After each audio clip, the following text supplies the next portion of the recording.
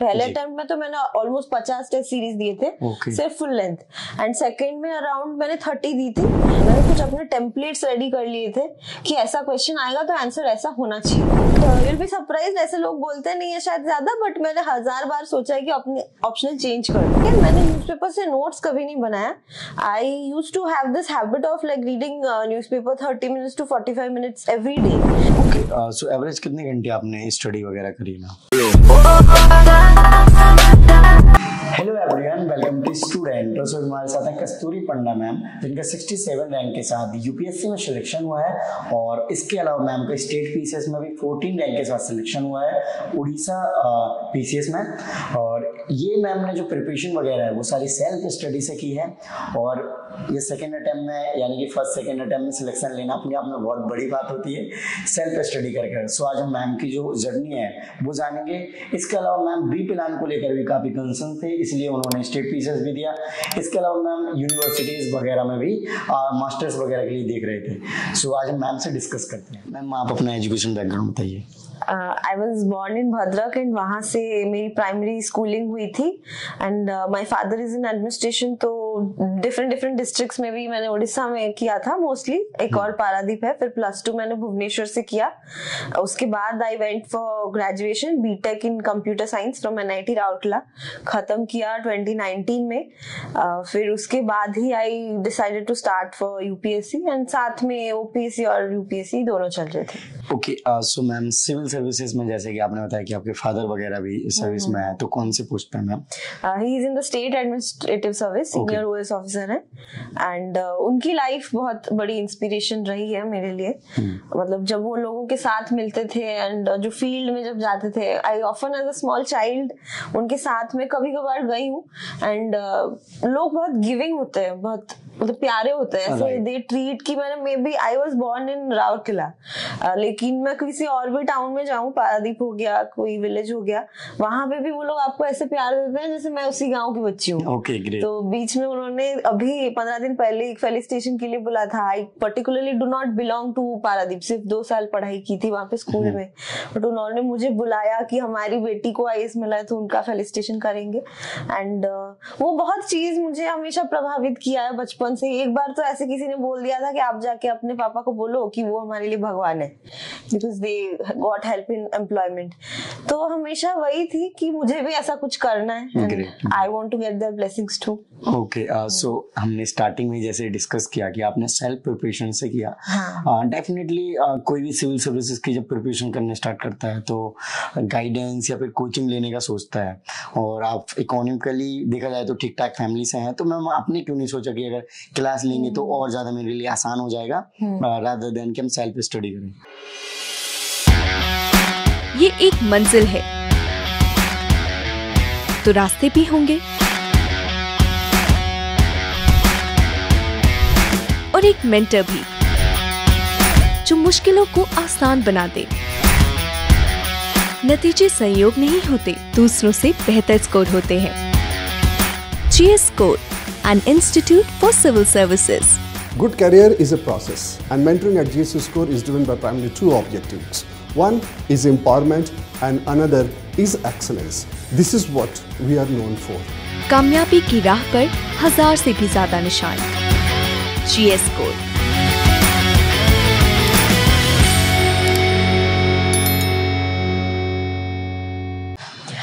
बात एक्चुअली अभी ना फाइनेंशियल ये की रही है नहीं है, बिकॉज हमारी एक जनरेशन ऐसी है ना, इन्फॉर्मेशन इतना एक्सप्लोजन हो रहा है। आप इंटरनेट पे देखिए, जो चीज चाहिए वो भी अवेलेबल है, जो नहीं चाहिए वो भी अवेलेबल है। तो जो भी हम बात करें किसी क्लासेस की, टेस्ट सीरीज की ना, आप वो रिडंडेंट पैसे दे रहे हो। That thing is already available online for free. ये मैं किसी को मतलब ऐसे मतलब लेना चाहिए नहीं लेना चाहिए नहीं बोल रही हूँ, आपकी ये डिसीजन पर्सनल होनी चाहिए कि आपको किस चीज में हेल्प चाहिए। एंड इनिशियल फ्यू डेज में 2019 में जब मैंने प्रिपरेशन शुरू की, इट्स नॉट अबाउट इकोनॉमी और money, it was about behaviour and attitude. तो मेरी थोड़ी खराब एक्सपीरियंसेस रही थी कोचिंग इंस्टीट्यूट के साथ, जिसके बदौलत मैंने ये डिसाइड किया कि मैं दिल्ली शिफ्ट नहीं करूंगी एंड भुवनेश्वर से ही अपने घर से प्रिपेयर करूंगी। एंड मेरी हमेशा ये रही है कि मैं सेल्फ स्टडी ही प्रेफर करती हूँ। स्कूल और कॉलेज में भी इतना क्लास में जाके बैठना, पूरी लेक्चर सुनना, and yes out of respect हम बैठते हैं, बट मुझे हमेशा शायद हेल्प की है सेल्फ स्टडी ने। ओके, तो सो मैम जनरली जब आप सेल्फ स्टडी का स्टार्ट किया होगा तो डेफिनेटली आपने प्लान वगैरह कैसे बनाया और कैसे स्टडी को अपना शेड्यूल किया कि सो दैट जैसे आप फर्स्ट अटेम्प्ट में स्टेट पीसीएस क्लियर करें और यूपीएससी में भी आप सेकंड अटेम्प्ट में, जो कि जनरली बहुत अच्छा माना जाता है कि अगर फर्स्ट या सेकंड अटेम्प्ट में हो जाते हो तो आप you are very brilliant and आप यूपीएससी के मटेरियल हो। ऐसा नहीं है, ब्रिलियंट कोई नहीं होता है। आई थिंक जो भी एस्पिरेंट्स है सब मानेंगे कि बिना हार्डवर्क के तो कुछ नहीं होगा। मतलब चाहे आप कुछ भी ऑप्शनल ले लो, कुछ भी लिख लो, अगर आपने एफर्ट नहीं दिया है तो आंसर में रिफ्लेक्ट नहीं करेगा। सेल्फ प्रिपरेशन, यूपीएससी ओपीएससी जो भी प्रिपरेशन स्ट्रेटेजी थी, मेरी प्लान की बैकबोन थी टॉपर स्ट्रेटेजीज, जो अगेन मैंने बोला फ्री रिसोर्स है यूट्यूब, वहां पे सब लोग अपनी शेयर करते थे। I spend around 2 to 3 months ये डिवाइस करने के लिए मेरी शेड्यूल कैसी होनी चाहिए, मुझे 1 महीने में क्या करना है, 2 महीने में क्या करना है, अगले 6 महीने में क्या करना है, प्रीलिम्स के लिए कितना टाइम देना है, मेंस के लिए कितना टाइम देना है। अगर साथ में आप प्रिपेयर कर रहे हो किसी और स्टेट पीसीएस के लिए, वो भी मेरी एडवाइस रहेगी कि आप कर लो। बच्चे अक्सर पूछते हैं कि दोनों को मैनेज कैसे करना है साथ में। आई विल से कि अगर आप यूपीएससी को प्रायोरिटी रख रहे हो तो स्टेट पीसीएस अपने आप साथ में चल जाएगी, क्योंकि उसकी सिलेबस जनरली थोड़ी सी कम रहती है, तो that will be manageable. Okay, so prelims की मेनली क्या स्ट्रेटजी फॉलो करिए, फिर एस्पिरेंट्स को प्रीलिम्स के लिए क्या अप्रोच रखनी चाहिए, क्योंकि इस बार का जनरली हर कोई डिस्कस कर रहा है कि पेपर थोड़ा पैटर्न चेंज हुआ है, थोड़ा हार्ड था इस काइंड ऑफ। एक तो प्रीलिम्स की स्ट्रैटेजी ये है, जो जनरल एडवाइस हर टॉपर देते हैं, आप रिसोर्सेज को लिमिटेड रखिए ताकि मिनिमम अमाउंट ऑफ इंफॉर्मेशन आपके दिमाग में जाए, रिटेंशन रहे, आपको याद रहे मैंने कहाँ से क्या पढ़ी थी। बहुत सारे पढ़ लेंगे तो इट्स नेचुरल कि आपको सब कुछ याद नहीं रहेगा। बट एक और चीज है जो हम बोलते हैं कि रिसोर्स लिमिटेड कीजिए, इसका मतलब ये नहीं कि आप सिर्फ उन्हीं चीजों को पढ़ेंगे, आप बैकग्राउंड में भी जो चीज है उसको भी देखिए, उसको एक्सप्लोर कीजिए। जो नई इंफॉर्मेशन मुझे मिलती थी, सपोज मैंने कोई और बुक किताब उठा ली which is not the popular one, और जो बहुत सारे फुल लेंथ टेस्ट सीरीज दिए थे मैंने, पहले अटेम्प्ट में तो मैंने ऑलमोस्ट 50 टेस्ट सीरीज दिए थे सिर्फ फुल लेंथ, एंड सेकंड में अराउंड मैंने 30 दी थी based on whatever the time I got. उसमें जो भी न्यू इन्फॉर्मेशन मिलते हैं उसको I used to note down इधर इन A4 शीट्स या फिर वो बेसिक बुक के मार्जिन में। ये चीज भी आपके लिए इंपॉर्टेंट है, आप उसको भी कंटिन्यूअसली रिवाइज कीजिए। एंड प्रीलिम्स के क्वेश्चंस की बाउंड्रीज बहुत वास्ट हो रहे हैं, उसका कुछ लिमिट नहीं है, तो आप जितना ज्यादा मतलब अपने दिमाग में रिटेन कर पाएंगे उतना ही आपको हेल्प करेगा वो। ओके, सो मेंस की अगर हम बात करें तो मेंस के लिए क्या स्ट्रेटजी फॉलो करनी चाहिए? मेंस की स्ट्रेटजी एक तो आंसर राइटिंग जो होती है प्राइमरी चीज मेंस के लिए, वो मेरी शुरुआत after only I finished my first prelims and मुझे पता चला कि मैं मेंस दे रही हूँ। इनिशियली 15-20 दिन के लिए आई डिड दिस जो एक हैबिट होती है हर दिन डेली आंसर राइटिंग वाली, बट आई कुडंट मतलब उसके साथ में ट्यून नहीं हो पाई and I didn't continue that. But वो चीज इंपॉर्टेंट थी and it help me in a sense कि मुझे आंसर राइटिंग के आर्ट पता चली, जो हम इंट्रोडक्शन, बॉडी, कंक्लूजन साथ में लिखते हैं। मैंने कुछ अपने टेम्पलेट्स रेडी कर लिए थे कि ऐसा क्वेश्चन आएगा तो आंसर ऐसा होना चाहिए। वो मैपिंग होने से आपके एग्जाम में टाइम बहुत बचती है, बिकॉज मेंस की पेपर इतनी लंबी होती है 50 पेज 3 घंटे में, इट्स नॉट ह्यूमनली पॉसिबल अगर आपकी प्रैक्टिस अच्छी नहीं रही हो। तो मैंने फुल लेंथ टेस्ट अराउंड 12 दिए थे दोनों ही में ऑफ जीएस एंड सोशियोलॉजी के लिए भी फुल लेंथ टेस्ट अराउंड 4 मैंने दिए थे in both my attempts. Okay, so sociology जो ऑप्शनल है, तो आपको क्या लगता है कि कितना सक्सेस दिलाने में आपकी हेल्प किया? जनरली सोशियोलॉजी हो गया, एंथ्रोपोलॉजी हो गया, या फिर कुछ और ऐसे सब्जेक्ट हैं जो जनरली टॉपर्स या फिर स्टूडेंट प्रेफर करते हैं, और सोशियोलॉजी एंथ्रोपोलॉजी तो सोचते हैं कि छोटा सिलेबस है और इजीली कंप्लीट हो जाएगा अगर वो अदर बैकग्राउंड से आते हैं, तो आपने ऐसे सोचा था? इनिशियली ऐसा सोचा था, लेकिन दिस इज अ मिसनॉमर। ऐसा नहीं है कि बस मतलब ह्यूमैनिटीज ले ली और सिलेबस कम है तो हो गया। I was more inclined towards taking maths optional, लेकिन उसकी सिलेबस हैवी है तो मैंने नहीं लिया, सोशियोलॉजी ले लिया।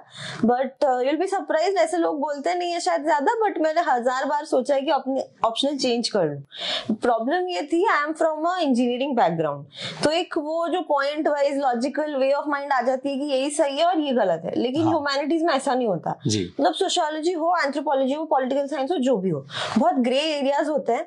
कभी कभी आप आंसर लिख लो, आपको सही लगता है लेकिन मार्क्स नहीं आएंगे, ये होती है। जो मेरी फर्स्ट अटेम्प्ट में मेरे साथ हुई थी एक पेपर में. And you will take a lot of time to actually grab the concepts, understand it, उसमें आप वैल्यू एडिशन करो. एक और लॉजिक बात ये है कि सोशियोलॉजी के बच्चे बहुत है, तो कंपटीशन ऐसा है, UPSC will always want to balance out all the options कि सारे ऑप्शन से टॉपर्स आए. तो अगर सोशियोलॉजी में 2000 बच्चे दे रहे हैं तो ऐसा नहीं है कि वो 1000 बच्चे से सोशियोलॉजी से ही उठा लेंगे. तो इट्स नेचुरल कि आप और ज्यादा करो उसमें, आपको उसमें और ज्यादा मेहनत करनी पड़ेगी, that you shine among those 5 to 6 people who get into the list. Okay, जो मेंस का जो गैप मिलता है अराउंड 3 मंथ का, और मैम इसके पहले भी आई थिंक आपने जब फर्स्ट अटेम्प्ट दिया होगा तो मेंस का ऑलमोस्ट प्रिपेयर कर ही लिया होगा, तो आपको क्या लगता है कि जो 1 साल और ये फिर 3 महीने वाला जो टाइम है उसको कैसे यूटिलाइज किया? क्योंकि एक बार हमने सिलेबस कवर कर लिया, फिर रिवीजन ही किया होगा, आई थिंक नया कुछ किया नहीं होगा. नया नहीं किया, मतलब मैंने जैसे पहले बताया कि आप नए रिसोर्सेज को एकदम सैक्रिफाइस मत करो, थोड़े थोड़े देखो. 90% चीजें सेम ही रहेगी based on the basic books you have read, but ये 10% can also make you the difference, जो भी अलग चीजें रही होगी वो रिसोर्स में. एंड मेरी अप्रोच ये थी, जो ये 10% वाली इंपॉर्टेंट इन्फॉर्मेशन मुझे मिले, मैं जब भी कुछ नया पढ़ती थी I used to add them in my जो बेसिक मेरे नोट्स हो गए, बेसिक बुक्स हो गए, ताकि वो भी चीज I keep on revising and वो भी मुझे याद रहे. ऐसे नहीं कि आपने एक बुक पढ़ लिया एंड उसको फेंक दिया, उसका भी आप यूटिलाइजेशन अच्छे से करें, because I have invested time in that.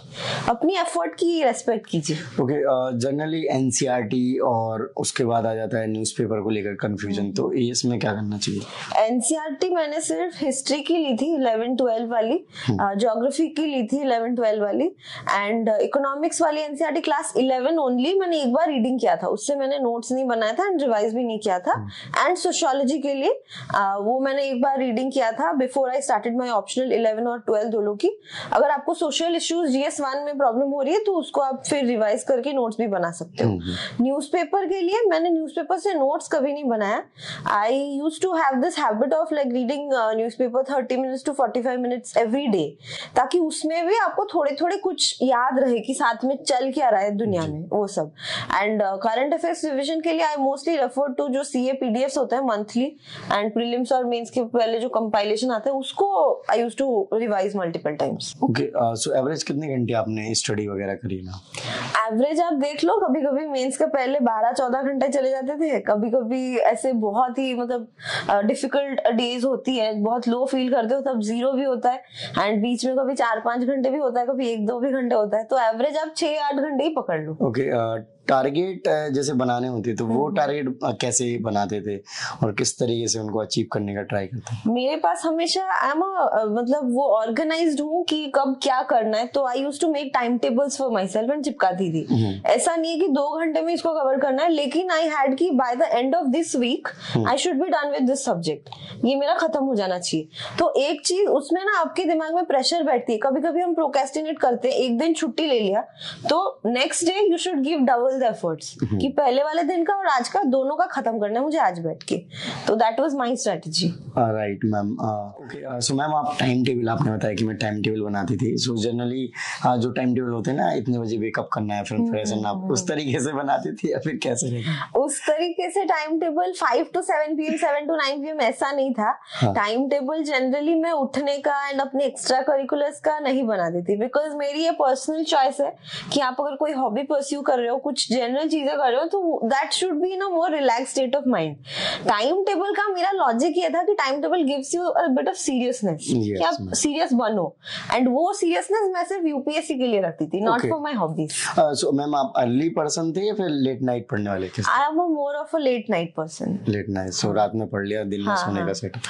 Okay, so ma'am generally आपने अभी बताया कि आपने सेल्फ स्टडी करी है, तो डेफिनेटली आपने यूट्यूब और गूगल का बहुत ज्यादा यूज किया होगा, तो मैम ऐसे कुछ सोर्सेज बताइए जिससे कि स्टूडेंट्स उनसे हेल्प ले सकें जो सेल्फ प्रिपरेशन कर रहे हैं. यूट्यूब के लिए तो बेस्ट है, मतलब कुछ भी आप बस यूपीएससी टॉपर स्ट्रेटजी सर्च करो एंड यू कैन फाइंड जिसके साथ आपका ऑप्शनल मैच हो रहा है, जिसके साथ आपका बैकग्राउंड मैच हो रहा है, कि आप सपोज वर्किंग प्रोफेशनल है तो टाइम मैनेजमेंट कैसे करें. इनिशियली मुझे भी इशू हुई थी, तो you can search all these things YouTube में. बस जनरल यूनिवर्सल सर्च कीजिए, आपको मिलेगा. गूगल इज कि आप कुछ भी क्वेश्चन का सपोज आपको आंसर चाहिए, प्रीलिम्स का किसी रिसोर्स में नहीं मिल रहा है, वो क्वेश्चन को आप सर्च कीजिए, साथ में यूपीएससी वर्ड लगा दीजिए, आपको मिल जाएगा. And you will in this meantime you will find a lot of online resources जो चीप होते हैं, जो फ्री में मिलते हैं, and we often run after coaching institute. जैसे एक एग्जांपल हो गया कि मैंने करंट अफेयर्स की जो नहीं बनाई थी कंपाइलेशन न्यूज़पेपर से, लेकिन टेलीग्राम वाली चैनल मुझे 2-3 मिल गई थी सोशियोलॉजी के लिए। They used to highlight the articles जो एडिटोरियल्स, एंड उसको they used to post on their channel. मैं उसको डाउनलोड करके सिर्फ उतना पार्ट फोकस करके पढ़ती थी, and you can take the rest of the newspaper a little bit lightly. And एक रिलायबल एंड वैलिड वेबसाइट मुझे ऐसे सर्चिंग के मतलब प्रोसेस में ही मिली थी। This also help me a lot in my sociology. पिछले अटेम्प्ट में मार्क्स कम आए थे, इसमें I got significant improvement also for that. Okay, so ma'am overall जो प्रिपरेशन आपने करी है, तो आपको क्या लगता है कि जिन स्टूडेंट्स का बैकग्राउंड बहुत ज़्यादा स्ट्रांग नहीं होता है, तो क्या वो सेल्फ स्टडी से जा सकते हैं? सेल्फ स्टडी से कोई भी जा सकता है, बिकॉज अभी आप देखिए रिसोर्सेज अभी हमारे जनरेशन के लिए it's not important to find out कि व्हाट शुड वी स्टडी।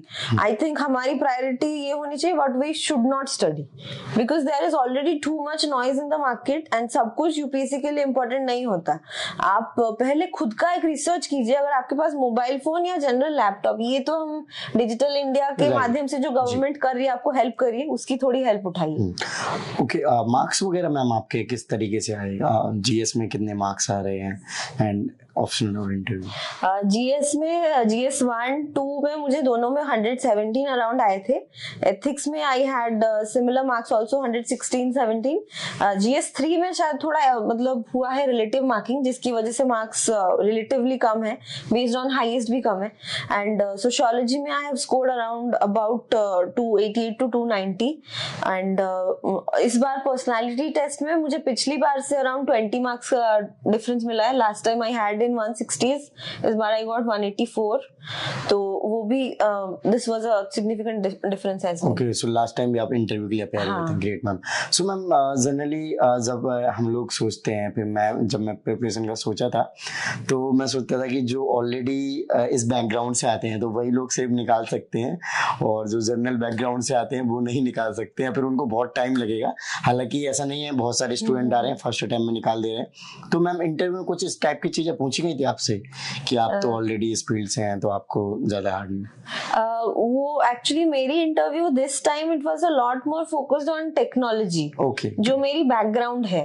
तो आई पर्सनली फील कि यूपीएससी जो पैनल होती है दे डू नॉट फोकस कि आपकी मतलब आप कहाँ से बिलोंग करते हो, किस कम्युनिटी से हो, क्या हो, ये सब बहुत फेयर मार्किंग होती है उस दौरान। व्हाट दे प्रायोरिटाइज कि आपकी एकेडमिक और प्रोफेशनल बैकग्राउंड कैसी है, आपने जो भी पढ़ाई की है, अगर आप किसी हार्डशिप्स में भी गुजरे हो तो उस हार्डशिप से आपने क्या सीखा। वो उनकी प्रायोरिटी होती है कि अगर ये इंसान समझ पा रहा है कि दिस डिफिकल्टी ऐसे पार करके हम आगे जा रहे हैं, then he is maybe a more knowledgeable or a deserving person. Right ma'am. So हमने वी प्लान को लेकर स्टार्टिंग में बात करी थी, तो मैम वी प्लान को लेकर आप क्या सोचते हैं कि स्टूडेंट्स को स्टार्टिंग से वी प्लान रखना चाहिए? जैसे आई थिंक आप तो स्टार्टिंग से ही करने लगे। जनरली कुछ लोग बोलते हैं कि फर्स्ट 2 अटेम्प्ट में एक बार दे लो, अगर नहीं होता है उसमें तब आप वी प्लान की तरफ मूव करो। हाँ, ये भी एस्पिरेंट टू एस्पिरेंट और टॉपर टू टॉपर डिफर करेगी ओपिनियन। मेरी ओपिनियन ये थी कि initially I come from this जो एनआईटी वाला बैकग्राउंड है ना, उसमें एक बहुत क्रेज होता है बच्चों को बाहर जाने का, यूएस यूरोप में जाके मास्टर्स करने का। यूनिवर्सिटी से हमको स्कॉलरशिप मिलती है, बहुत मतलब फैसिलिटीज हैं उस तरफ से। तो जो मुझे मतलब प्लेसमेंट भी बहुत अच्छे पैकेजेस में होती है, जो मुझे मिली थी, आई डिडंट जॉइन दैट। तो मन में एक बहुत ही थोड़ी सी इंफीरियरिटी कॉम्प्लेक्स आ जाती है कि मेरे दोस्त ये सब कर रहे हैं, उनके अपने इंस्टाग्राम अकाउंट पे कोई फोटोज देख लिया तो वो सब आ जाता है। तो आई थॉट कि I should have some strong backing for me as well कि ये नहीं हो, इसमें इतनी अनसर्टेनिटी है तो कुछ तो होना चाहिए साथ में। तो that's why I went with it. So आप सोशल मीडिया का भी यूज कर रहे थे? हाँ, I was active on social media. Okay, so आप अभी इंस्टाग्राम पे होंगे? हाँ, I am on. So students अगर कनेक्ट होना चाहते हैं आपसे गाइडेंस के लिए तो हो सकते हैं? हाँ, वो तो मैंने मतलब मैं अपने टेलीग्राम चैनल पे भी शेयर किया है। आपको क्वेश्चंस पूछना है तो आप इंस्टाग्राम पे ही पूछ लीजिए। ओके, सो मैम के लिंक वीडियो के डिस्क्रिप्शन में दे दूंगा। Okay, so ma'am thank you so much कि आपने हमें अपना टाइम दिया सो दैट कि हम यूएस पैन के लिए सेशन रख पाए। सो फ्रेंड्स, आपने देखा कि ओवरऑल मैम ने अपने बारे में डिस्कस किया है। सो आई होप कि आपको कुछ इन्फॉर्मेशन मिली होगी। सो अभी तक आपने चैनल को सब्सक्राइब नहीं किया, चैनल को सब्सक्राइब कर लीजिए, इस वीडियो को लाइक करें। जय हिंद।